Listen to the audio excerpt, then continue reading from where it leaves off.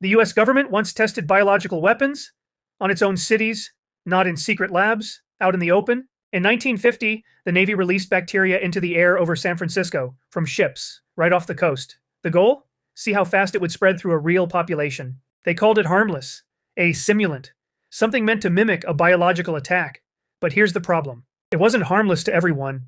Within days, hospitals started seeing rare infections. At least one person died, and most of the city never knew it happened. This wasn't the only time. Similar tests were run in subways, in airports, across multiple US cities, spraying particles into the air, tracking how they moved, how many people they reached, how fast a real attack could work.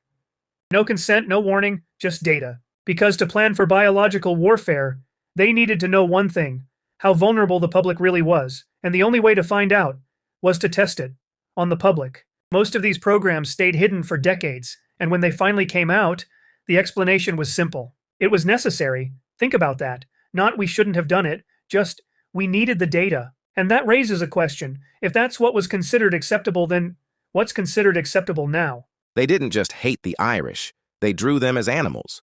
Harper's Weekly, Puck, Judge Magazine, the biggest publications in America, running cartoons of Irish immigrants with ape faces, sloped foreheads, and clubs in their hands. This wasn't random. This was a campaign. Thomas Nast, the most famous cartoonist in the country, drew over 160 cartoons targeting the Irish. 160. He didn't draw them as poor.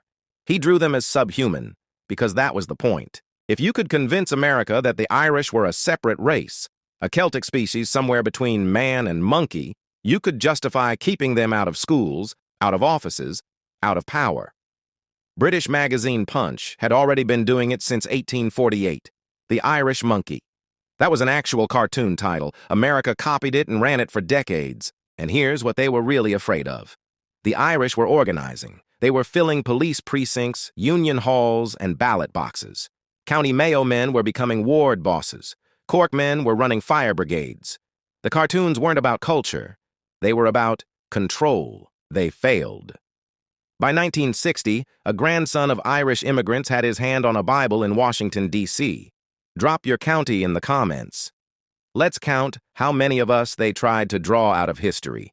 Follow for more of the Irish story they buried.